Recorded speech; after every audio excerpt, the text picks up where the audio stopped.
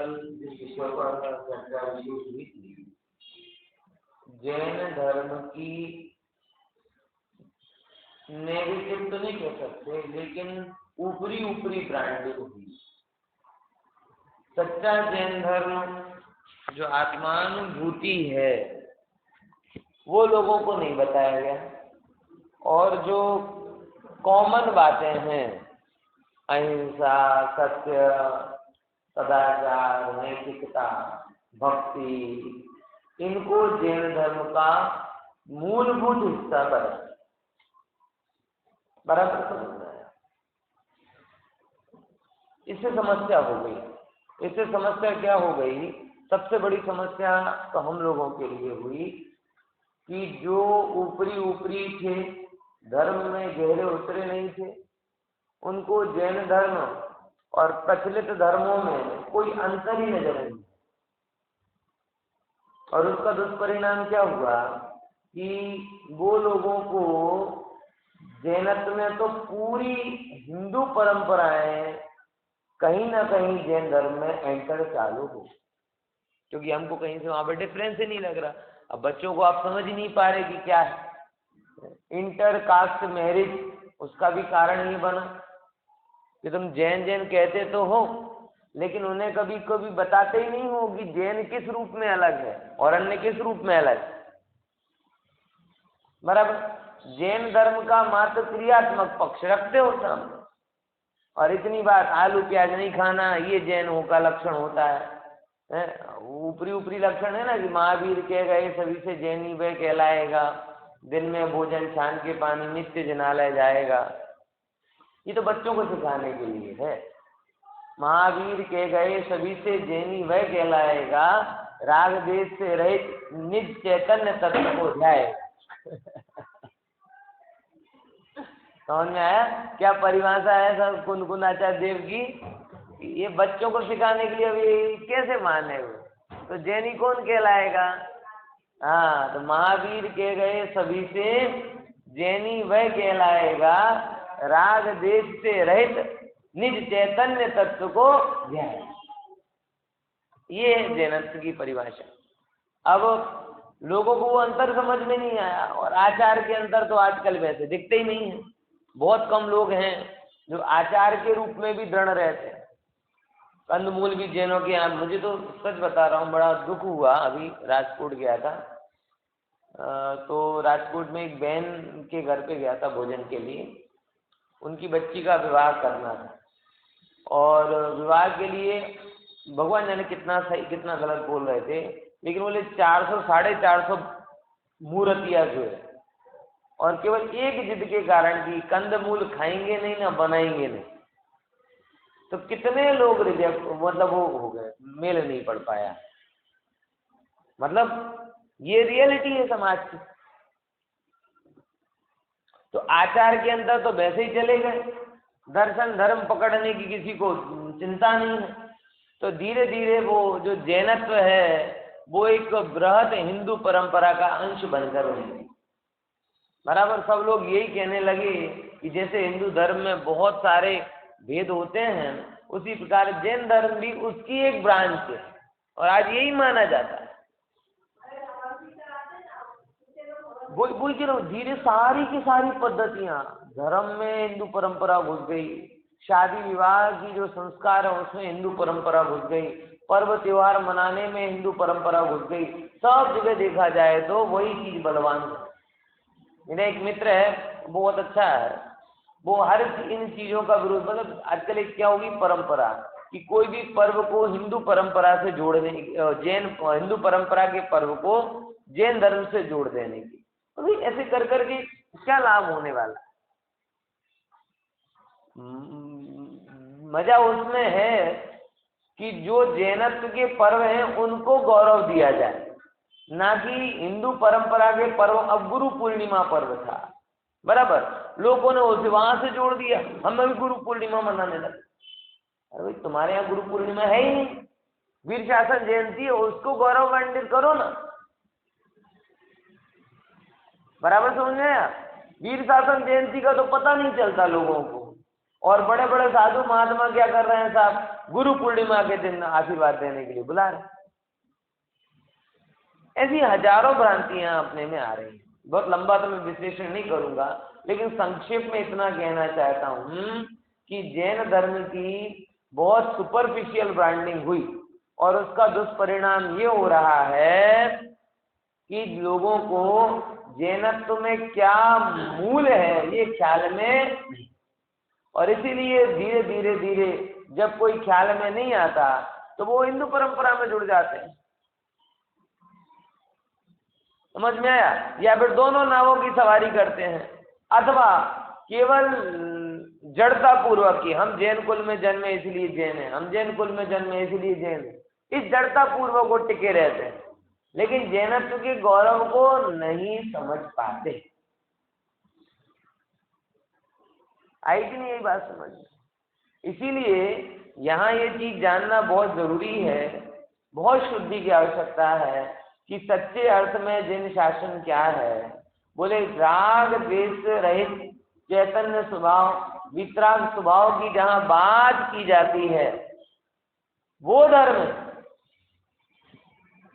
बराबर समझ में आया? वो जैन धर्म है जिसने राग देश से रहे चैतन्य स्वभाव, वितराग स्वभाव की बातें ही ना की हो, वो जैन धर्म नहीं। पश्चति जन शासनम शब्दों, बात समझ में आई कि नहीं यार? एक और गाथा का एक पद जिस पर थोड़ा ध्यान देने लायक जरूरी है कि एक आया था ना पद, अपदेश संत मध्यम, ये आया था। क्या मतलब किया था? द्रव्य श्रुत कैसे हो गया, लेकिन ये अर्थ भी तो कुछ निकलना चाहिए ना। डॉक्टर साहब ने एक टीका के आधार पर इसका खुलासा किया अनुशीलन में। अपदेश सुत्त मध्यम का जैसे नाचार्य क्या अर्थ करते हैं? जैसे नाचार्य मिला ना सभी को? देखो देखो एक बार गाथा करते देख लो। जो पश्चदी मतलब देखता है आत्मा को, कैसा? अबद्ध स्पष्ट, अनन्य और अविशेष, इतना। और क्या बोलते हैं? अपदेश संत मध्यम पश्चदी जन शासनम सर्वम, कि अपदेश संत मध्यम की मतलब द्रव्य श्रुत भाव श्रुत के द्वारा वो पूरे जन शासन को देखता है। तो प्रश्न ये होता है कि अपदेश का मतलब द्रव्य श्रुत भाव श्रुत कैसे हो जाता है? जैसे आचार्य टीका में इसका खुलासा करते हैं, जेनाथी पदार्थ कहवामा आवे ते अपदेश। अपदेश का अर्थ क्या है? केवल उपदेश होता ना, उपदेश, उपदेश बराबर। अपदेश का अर्थ यहाँ पे लिया कि जिसके माध्यम से पदार्थों को कहा जा रहा है। अब कहने वाली कौन? जिनवाणी। आई ना बात? द्रव्य श्रुत ऐसे अर्थ निकलता है उसका कि जो कुछ भी आज आज्ञा है भगवान की, वो आपको किसके द्वारा है? भगवान हमारे नाम पे कोई फोन कॉल तो छोड़ के गए नहीं थे, पर्सनल चिट्ठी भी नहीं लिखी थी, व्हाट्सएप मैसेज भी नहीं था। तो ये जो बात है वो भगवान की है। ये किसके आधार पर कहा जाएगा? जिनवाणी का अपदेश, कि जिसके द्वारा कहा जाए। देखो बराबर ना? अब आगे अर्थ करते हैं, जेनाथी पदार्थ कहवामा आवे ते अपदेश।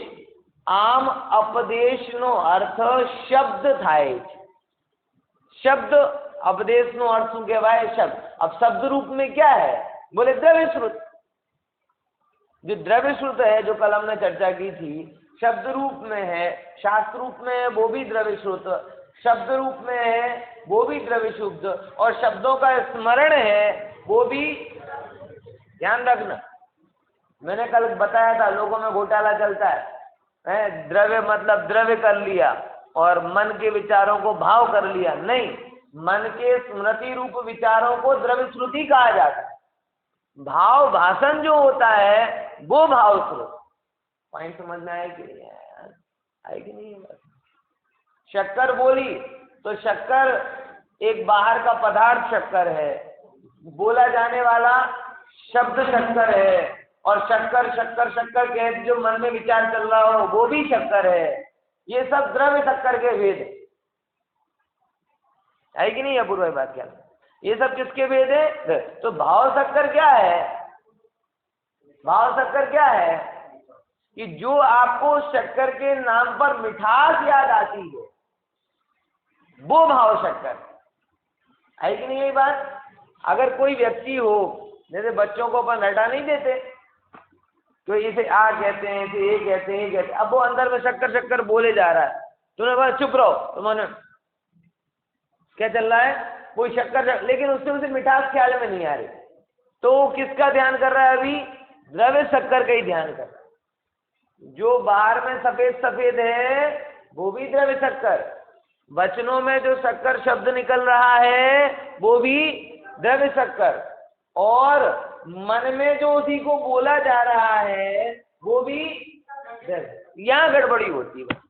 लोग क्या मान लेते हैं कि बाहर से करो तो द्रव्य, और वचन से करो तो भाव, और वचन से भी अगर द्रव्य मान लें तो मन में गोखो गोखो गोखो वो भाव।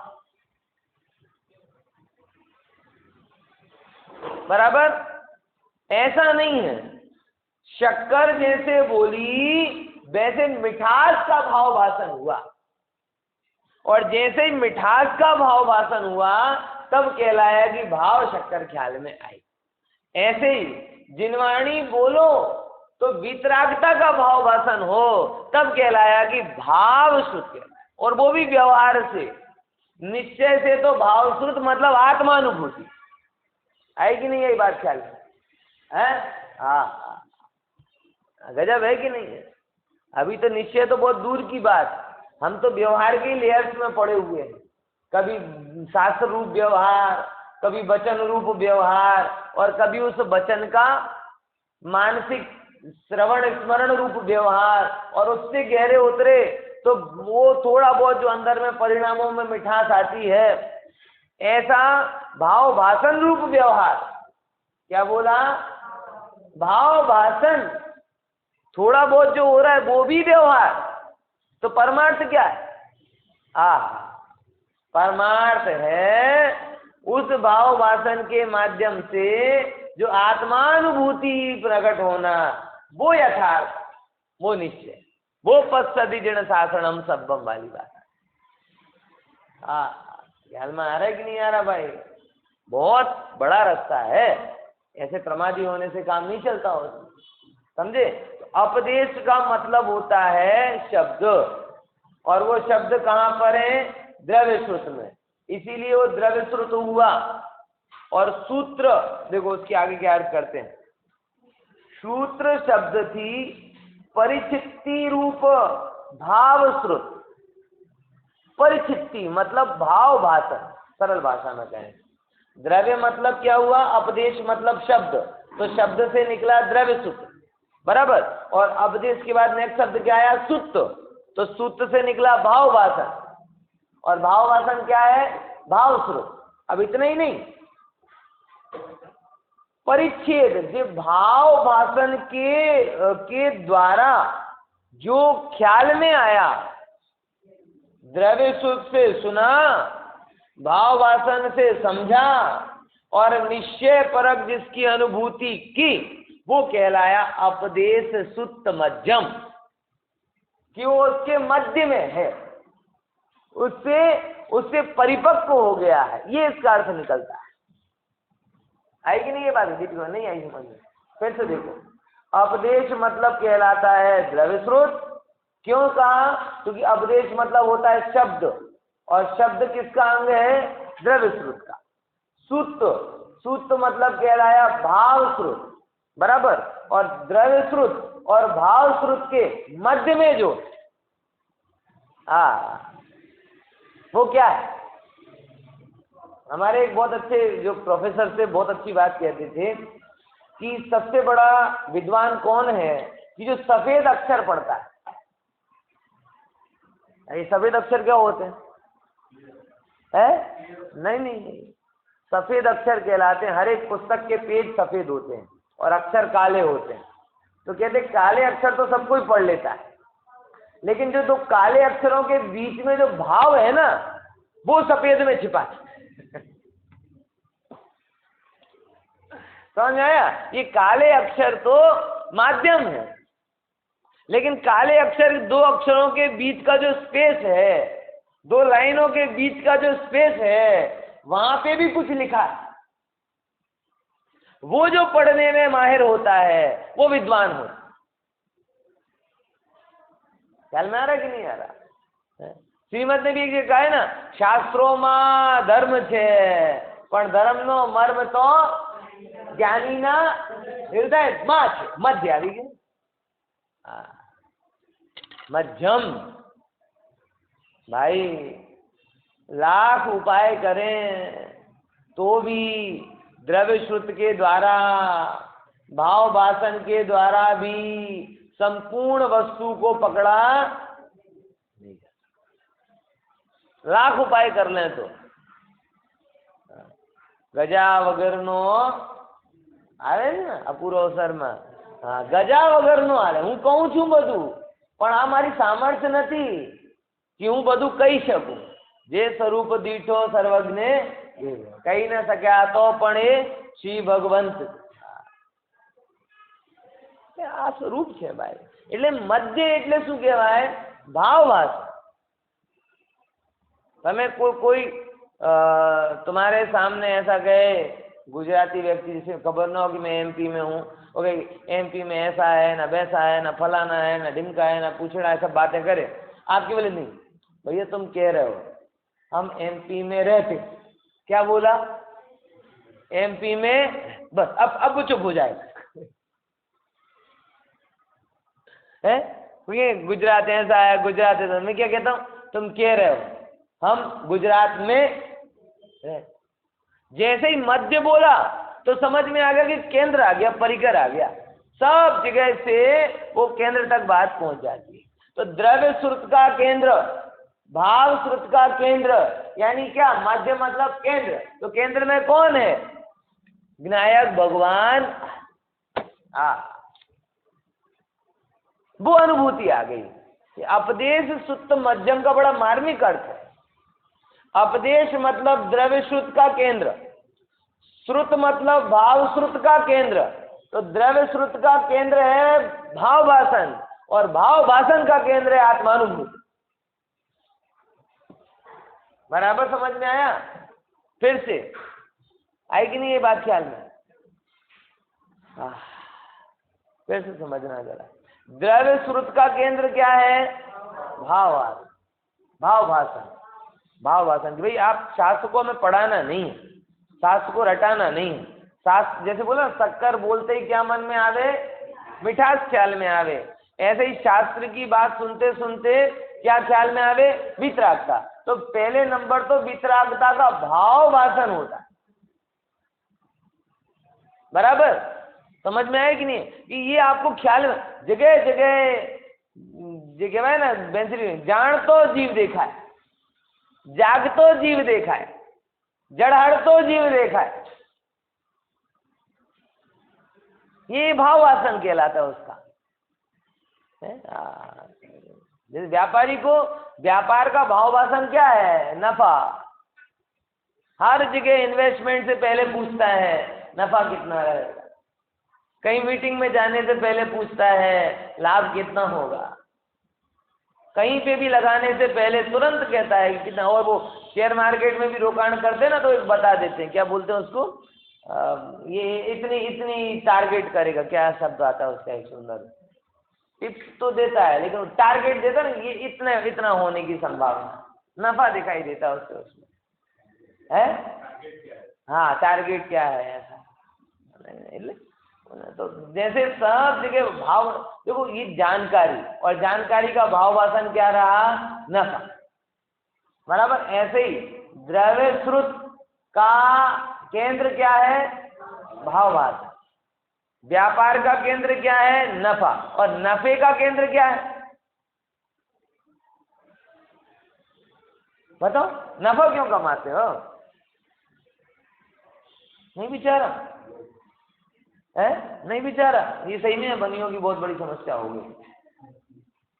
नहीं, रियल में ये बहुत गहरा प्रश्न है, ये वो नहीं है।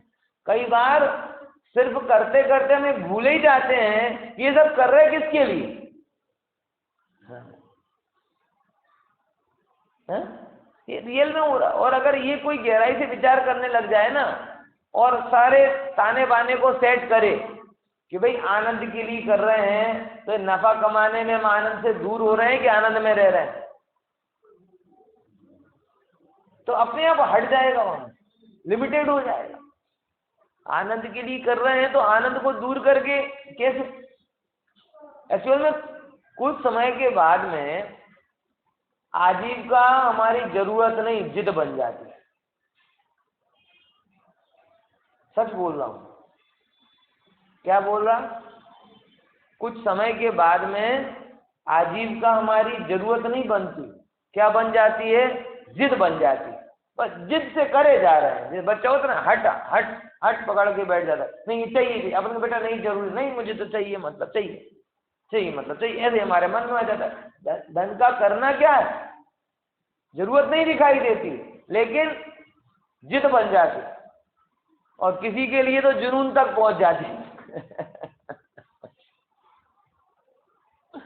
समझ आया कि नहीं आया? ये समस्या होती है। लेकिन जो विवेकी जीव हैं वो ऐसे चक्कर में नहीं पड़ते। वो कहते हैं ठीक है, जैसे व्यापार का केंद्र है नफा और नफे का केंद्र है आनंद, सरल भाषा में, बस जिसको जहां से आ रहा है वही हम आप आजीविका इसलिए करते हैं, नफा इसलिए कमाते हैं कि हम बुनियादी रूप में क्या रह सकें, स्वाभिमान के साथ में, शांति के साथ में जीवन जी सकें। ये एक उसकी सामान्य गणित होती, विशेष गणित तो नहीं, सामान्य गणित इतनी होती है। ऐसे ही यहाँ आचार्य भगवान कह रहे हैं कि द्रव्य स्रोत का केंद्र है भाव स्रोत, यानी भाव वासन। अब वो वितरागता भाव वासन, अहिंसा का भाव वासन, वितरागता का भाव वासन, आत्मस्वरूप का भाव वासन। लेकिन ये भाव वासन भी किसके लिए? आत्मानुभूति के। तो द्रव्य स्रोत आपको मूलभूत वस्तुओं तक लेकर आता है और वो भाव भाषण आपको आत्मानुभूति तक लेकर आता है। और जो आत्मानुभूति तक पहुंचता है वो कहता है पश्चाधिजन शासनम तव। जिसने आत्मा का अनुभवन किया उसने आत्मानुभवन, उसने क्या जिन शासन को दे। जैसे लौकिक में भी कहते हैं ना, जो आपको बड़े बड़े सिखवाने वाले मिलेंगे वो यही बोलेंगे कि सफल व्यक्ति वो नहीं है जिसने पैसा कमा लिया, सफल व्यक्ति वो है जिसने संतुलन बना लिया। बहुत सारे फॉर्मूले देते हैं। सफल व्यक्ति वो है जिसने संतुलन, किससे संतुलन बना लिया? बोले परिवार से, शरीर से, पैसे से, इससे उससे। ये सब एक क्या कहते हैं, मेकओवर मेकिंग की भाषा है। संसार में संतुलन है ही नहीं। ध्यान से समझना, ये सब मोटिवेशनल आपको गलत तरीके पे लेके जा रहा है। असंतुलित हो उसका ही नाम संसार, असमतोल हो उसका ही नाम संसार। ये सब बातें बाहर सुनने में अच्छी लगती हैं, संतुलन, लेकिन नहीं बना सकते आप, क्योंकि हमारे अंदर में अनंत अनंत इच्छाएं हैं और अनंत इच्छाएं एक दूसरे की विरोधी हैं। तो एक को करने जाओगे तो दूसरी पीछे रह ही जाएगी। आप मेरी बहुत गहराई से समझ जो मैं बात कह रहा हूं। बड़ा चिंतन है और स्पष्ट निर्णय है। आप लोगों को ठीक है, या दुनिया की युवा पीढ़ी को ये सब मोटिवेशनल स्पीकर्स की बातें अच्छी लगती हैं और वो ऐसी ऐसी बातें कहते हैं जो शक्य नहीं है। कौन सी? तो संतुलन बना लो आप, शरीर का और आत्मा, शरीर का, इमोशंस का, फैमिली का, रिलेशंस का, इसका उसका। और जिसने ये सब कर लिया वो पूर्ण कंप्लीट मैन, ब्रह्मांड का ब्रांड एम्बेसडर। अरे मूर्खता है। संतुलन कौन बना पाया है? अनंत परस्पर विरोधी इच्छा अंदर में व्याप्त है, तो कैसे संतुलित हो पाएगी? मुझे इतना बताओ, प्रैक्टिकल कैसे है ये? हमारे अंदर में धर्म करने की भी इच्छा होती है, हेल्दी रहें, वेल्दी रहें, ये भी इच्छा है? बच्चों के साथ में भी रहें और स्वाध्याय भी कर लें, तो क्या करोगे? दोनों हो पाएंगे? बोलो, विचार कर देखो। डॉक्टर ने बोला है आधे घंटे चलना जरूरी है, पंडित जी कह रहे आधे घंटे सुनना जरूरी है, क्या करें? तो संतुलन बना, चलते चलते सुनेगा, तो ना चलेगा ना सुनेगा। ये सब संतुलन व्यर्थ है, सच बता रहा हूं। परस्पर विरोधी जो चीजें हैं, वो परस्पर विरोधी चीजें संतुलित कैसे होंगी? फरसाण भी बन जाए ना मिष्ठान भी हो जाए, है? विचार करते थे। खाजा ऐसा एक प्रयोग है, खजा, जिसको हमने फरसाण भी बनाया और फिर मिष्ठान बनाया, लेकिन उसमें भी जब मिठास का अनुभव आता है तब खारेपन का नहीं है, वो उसका नहीं आता, जब उसका अनुभव होता है तो उसका नहीं होता। मतलब सीधी बात ये है, सार संक्षेप रूप में, कि ये जो बातें हैं धड़ माथा वगैरह की हैं, सुनने में अच्छी लगती हैं और लोग तालियां पीटते हैं क्योंकि उनका लेवल ही बोल। मूल से विचार करोगे तो आपको ये पता चल जाएगा, बड़ी गहराई से विचार करोगे तो भी पता चल जाएगा कि असंतुलित दशा का नाम ही संसार है। जो स्वभाव से उबड़ खाबड़ हो उसे संतुलित कैसे किया जा सकता है? बोले हमें ऐसा पहाड़ चाहिए जो फ्लैट हो, है? क्या बोला? ऐसा पहाड़ चाहिए जो फ्लैट हो, सीधा सपाट हो। बोले सीधा सपाट हो तो पहाड़ का नाम कहलाएगा क्या? वो एक जोक आता है, पहले के समय पासपोर्ट साइज फोटो चलती थी ना, तो एक व्यक्ति फोटोग्राफ पासपोर्ट साइज फोटो खिंच जाती थी 15 रुपए की 3, और फुल फोटो खिंचती थी 15 रुपए की 1। तो आदमी क्या कहता है, आप ऐसी पासपोर्ट साइज फोटो खींचो जिसमें पैर तक आ जाए, जूते तक आ जाए। तो फोटोग्राफर और चतुर था, बोले बिल्कुल आ जाएंगे साहब, माथे पे रख लो।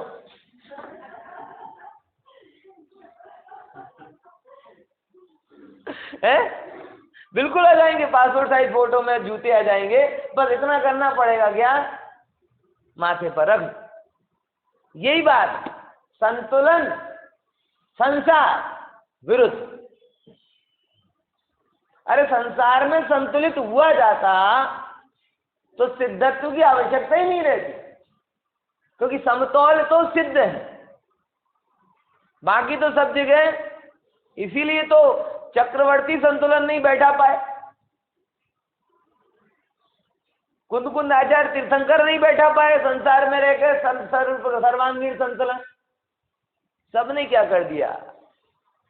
संतुलित होने का जो यथार्थ मार्ग है उसे अपना लिया। और ये आज के मोटिवेशनल क्या करते हैं, ऐसी काल्पनिक बातें करवा देते हैं और व्यक्ति को जो शक्य नहीं है उस मार्ग पर जोड़ देते हैं, और जो शक्य है उस मार्ग से डाइवर्ट कर देते। पॉइंट समझ में आया? असंतुलित है और असंतुलित ही रहेगा, ये विचार मन में आएगा तो जीव सत स्वरूप की आराधना में लगेगा। और असंतुलित है लेकिन तुम्हारी हिम्मत से, मेहनत से, उससे संतुलित कर सकते हो, इस भाव से उसमें ही माथा कूट करता रहेगा, रेत को घानी में पेलता रहेगा, अब निकलेगा संतुलन का तेल, उसका ही तेल निकल जाता है, उसमें से तेल नहीं निकलता। पॉइंट समझ में आया? और व्यक्ति को एक्चुअल में ऐसी बातें सुहाती हैं, समझ में आ गया ना? क्यों सुहाती हैं?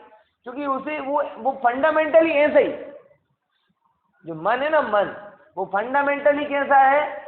मल्टी डायमेंशनली है, उसे सब चाहिए, इसलिए ऐसी बातें उसे सुहाती हैं। और भगवान कह रहे सब हो सकता नहीं, इसके लिए तुझे एक निष्ठ होना पड़ेगा।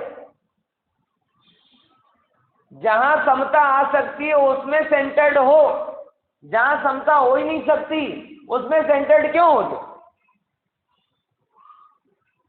चैतन्य स्वभाव की आराधना द्रव्य श्रुत के माध्यम से और भाव श्रुत के माध्यम से आत्मानुभूति, यही एक सच्ची समता और सुख का मार्ग है।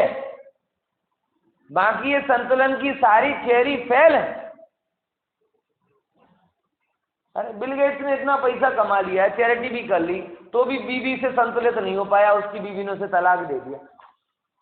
जॉब बेजोस की बीवी ने उसे, मतलब कह रहे हैं कि जो बड़ी बड़ी थियरियां बांटते फिर रहे हैं, वो लोग विचार करके देखो कौन सी चीज से कौन संतुष्ट हुआ है? विचार करके देखो। मैं कहना ये चाह रहा हूं, 1000 प्रकार की सब बात है और सब निके सार ये समझ में आता है, ओ हो, नहीं सुधरे उसका नाम संसार और नहीं बिगड़े उसका नाम स्वभाव।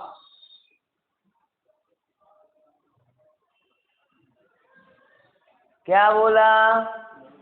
नहीं सुधरे उसका नाम संसार, संसार नहीं सुधरे उसका नाम संसार और नहीं बिगड़े उसका नाम संसार। सीधी सी बात है, उसमें क्या गलत बात है? अब अगर आपको नहीं सुधरने वाला चीज का भरोसा हो तो नहीं बिगड़ने वाली चीज का भरोसा करो। और आत्मा है वो कभी बिगड़ता नहीं, स्वभाव है कभी बिगड़ता नहीं है, और आपको नहीं बिगड़ना हो तो इसका भरोसा करो। विचार करके हमें घी का भरोसा होता है ना कि नहीं बिगड़ेगा, तो बाहर रखा रहने देते हैं।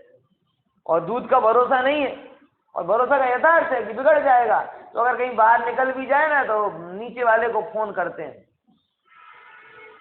मेरे हुआ है चाहिए ना, अब एक काम करो ना कि जरा दूध बाहर रखा है उसे फ्रिज में रख दो। है क्यों? भरोसा है ना, बिगड़ जाएगा। और नहीं बिगड़ने वाली चीज का बिल्कुल 10 दिन अगर घूम के भी आ जाओ तो भी नहीं बिगड़ेगा। आत्मा ऐसा है, इसलिए कह रहे अपदेश सुत्त मध्यम। अपदेश मतलब द्रव्य श्रुत, सुत्त मतलब भाव श्रुत। तो द्रव्य श्रुत का सार है भाव वासन और भाव वासन का सार है आत्मानुभूति, और जो आत्मानुभूति है वो ये जैन शासन है। तो कोई आपसे पूछे कि जैन धर्म की विशेषता बताओ, तो आत्मानुभूति सो जैन धर्म, जैन धर्म सो आत्मा। संसार में लेके जाए वो अधर्म और आत्मा में लेकर आए वो धर्म। उस आत्मानुभूति को बताने के लिए ये एक गाथा में और उसी के संदर्भ में एक सुंदर एग्जाम्पल दिया है। देखो सबको पता चलेगा कि क्या है आत्मानुभूति का डेमो। डेमो, आत्मानुभूति का डेमो कौन सा? एक 2 शब्द आप समझ लो, सामान्य का आविर्भाव और विशेष का तिरोग। और इसके लिए एग्जाम्पल भी दिया, कौन सा है? ये इसका वो गाथा का चित्र लगा ना, कहाँ से लगता है? इससे लगता है ना चित्र कहाँ? येलो से। Features not available with current input method. एक बार और किया था उसमें, अगले जो कलश संबंधी चित्र है ना वो भी उसमें बताना, 14वें नंबर का कलश। तो अभी मुझे देखो, काइंडली अटेंशन प्लीज। पता नहीं जड़ का इतना आकर्षण क्यों है? मांड मांड खींचते हैं वहां से यहाँ, तो भी वहां खींचने में टाइम नहीं लगता है। हो जाए कि नहीं आया? देखो 2 शब्द समझ लो, सब समझ में आ जाएगा। कौन कौन सा? सामान्य का आविर्भाव और विशेष का तिरोग। कौन कौन से 2 शब्द? आविर्भाव और तिरोभाव। आविर्भाव मतलब आना और तिरोभाव मतलब जाना। ठीक है, अब देखना किसका आना और किसका जाना। बोले साहब आना जाना तो स्वभाव है, ठीक है, आना जाना स्वभाव है, लेकिन यहाँ जिस आने जाने की बात चली वो थोड़ी अलग। गाथा उसके पहले जाओ, आएगा वो नमक वाला चित्र आएगा ना, देखो और आगे जाओ आएगा। हाँ ये थोड़ा क्रम चेंज है ना, यही बात। देखिए मैं आऊंगा उस पर, सबको लेके चलूंगा, तब तक यहाँ रहो, है ना। तो सामान्य का आविर्भाव और विशेष का तिरुभाव, दो शब्द बड़े गजब के हैं। पूरी आत्मानुभवन का डेमो इसमें आ जाता है। ज्ञान सामान्य है। कैसा है? ज्ञान सामान्य। इस रूप में देखो, मैंने विपुल भाई को देखा, मैंने अपूर्व भाई को देखा, मनीष भाई को देखा, संजय भाई को देखा, आप लोगों को देख रहा हूँ, शास्त्र को देख रहा हूँ, जान रहा हूँ। इन सब में सामान्य क्या है? जान रहा हूँ, जान रहा हूँ, जान। और विशेष क्या है? जो जो नाम आ रहा है, बराबर। जैसे ही विशेष का जोर होता है, सामान्य का जोर हट जाता है। टारगेट कौन हो जाता है? विशेष हो जाता है। और यही तो जोर है ना, हर चीज का जोर अलग होता है। देखो, जैसे मैंने कल ही आपको हेडिंग बताई, कल हुआ था ना वो सेमीफाइनल, कब हुआ था वर्ल्ड कप का सेमीफाइनल? कल था ना, कल रिजल्ट था, मतलब परसों हुआ था, कल छापा में क्या हेडिंग थी? ऑस्ट्रेलिया फाइनल में पहुंचा, ये हेडिंग नहीं थी।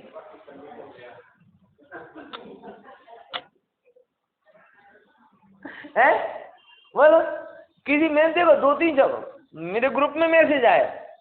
अब मुझे अभी क्या, जैसे ही भारत बाहर हुई तो मेरा तो वैराग्य हो गया उससे, फिर तो कोई काम का नहीं।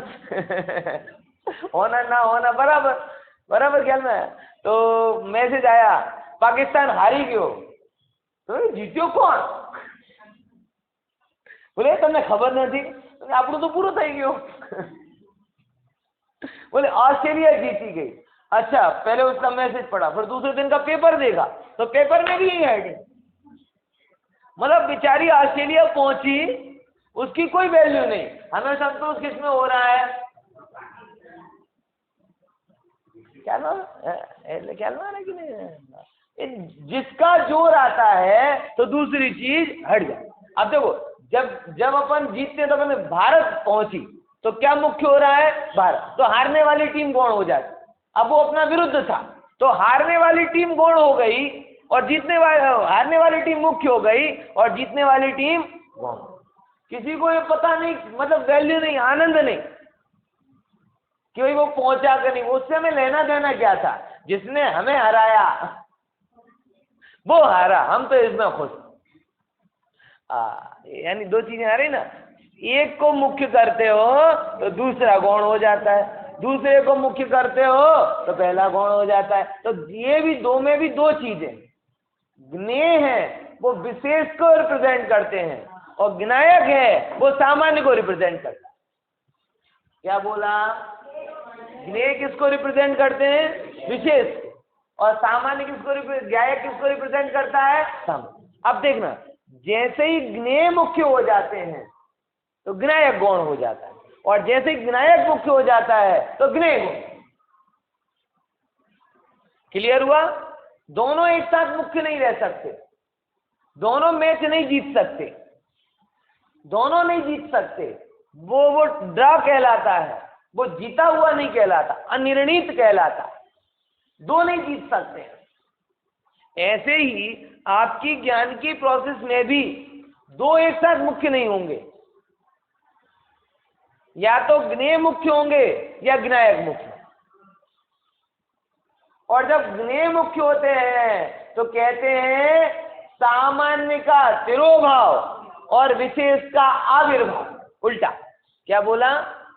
सामान्य का तिरोभाव और विशेष का आविर्भाव। आविर्भाव मतलब होना, तिरोभाव मतलब चला जाए, बराबर। और ये प्रोसेस तो अनादि से चली रही कि नहीं चल रही? अनादि काल से हमने किसको तिरोहित किया है? ज्ञायक को तिरोहित किया है और ज्ञेयों को मुख्य किया है। हर समय ज्ञायक विद्यमान है, लेकिन हर समय हमें वो नजर में नहीं आता।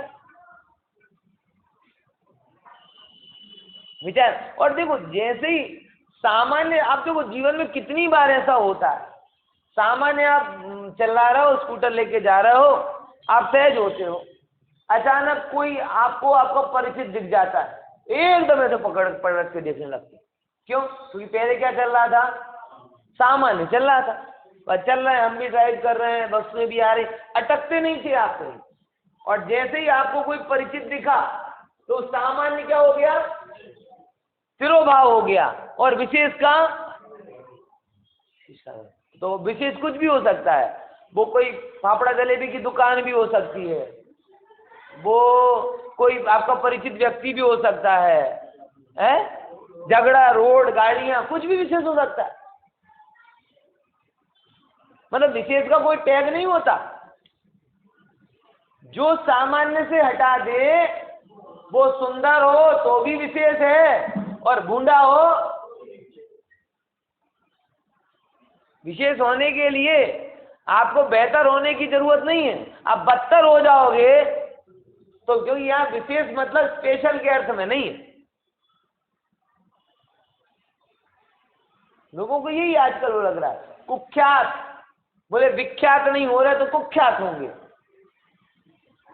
विशेष चाहिए है? और यही सब चीजें सीधे सीधे काम से प्रसिद्ध नहीं हो पा रहा है, उल्टे पुल्टे काम से प्रसिद्ध हो, ये समस्या है। इसलिए आचार्य कह रहे देखो ये तो सब बाहर बड़ी बड़ी बात, पर ज्ञान में तो ये प्रतिक्षण हो रहा है।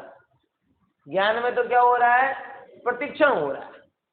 अभी ये सब चीजें एज इट इज हैं। अचानक माइक सामान्य चल रहा है ना, कोई माइक की तरफ ध्यान नहीं जा रहा, जरा सी चालू हो जाए तो ये माइक सामान्य का क्या हो जाएगा, तिरोभाव हो जाएगा, और इको की आवाज का आविर्भाव हो जाएगा। और जैसे ही वो आविर्भाव होगा वैसे ही आपकी शांति चली जाएगी। ज्ञान में क्षण क्षण पे ही हो रहा है,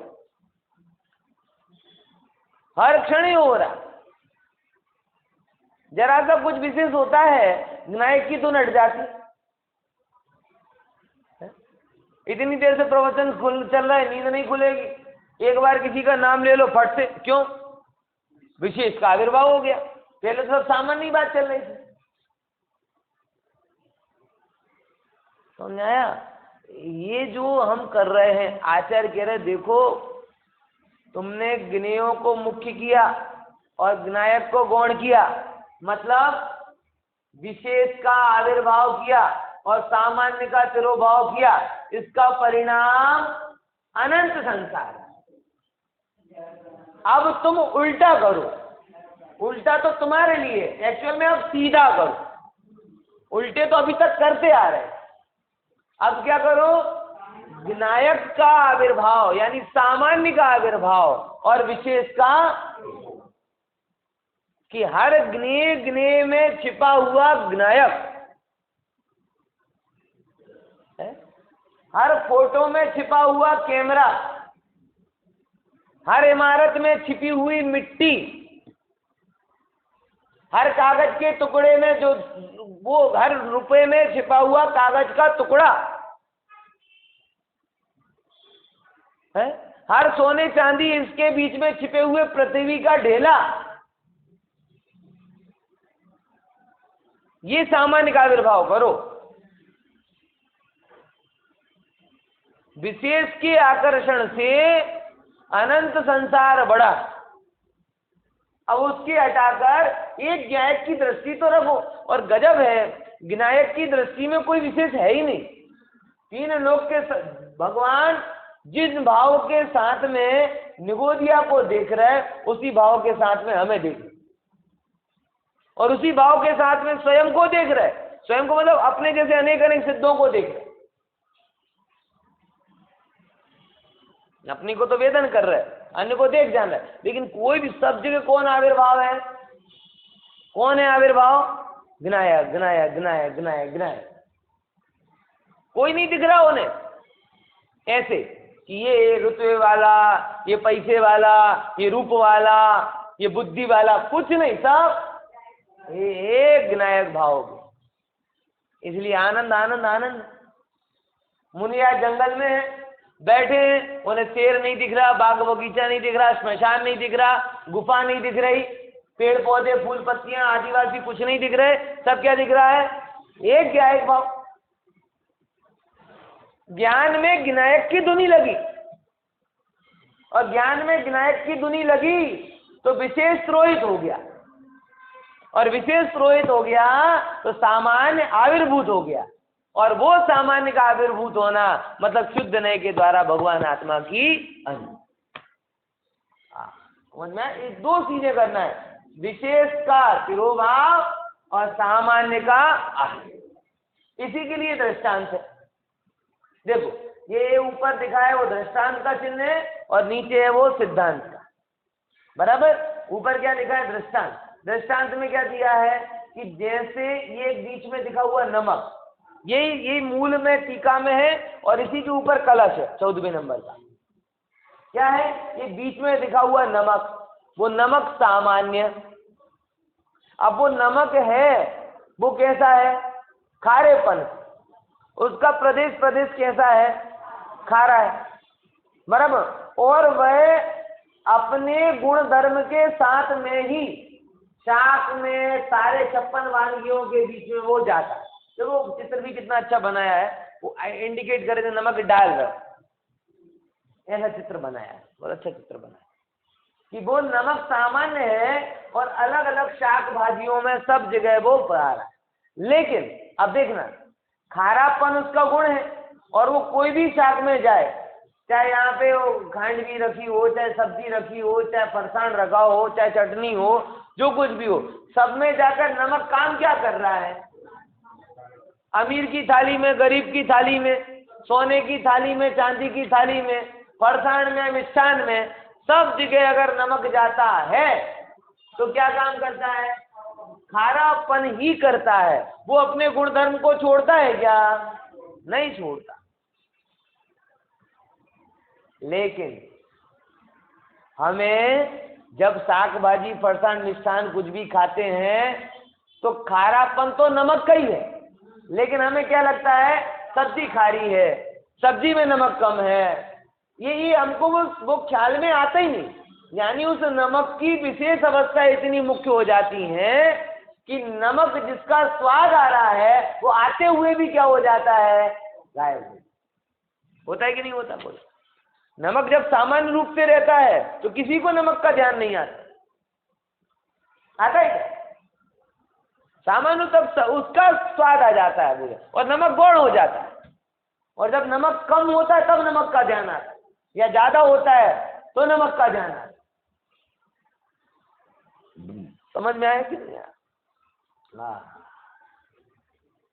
तो जैसे नमक स्वभाव से खारा होने पर भी अलग अलग वानगियों में अपने रूप से ही व्यक्त होता है, लेकिन जब अलग अलग वानगियों में जाता है तो लोग उस नमक सामान्य को भूल जाते हैं और विशेष को मुख्य कर देते हैं। ये दृष्टांत। अब सिद्धांत, ऐसी एक आत्म ज्योति, एक विनायक की ज्योति ये सर्व ज्ञेयों को जान रही। देखो सारे ज्ञेय बने, पत्थर को जान रही, राग देश के प्रसंगों को जान रही, शुभ राग के चिन्हों को जान रही, अशुभ के चिन्हों को जान रही, सबको जान रही।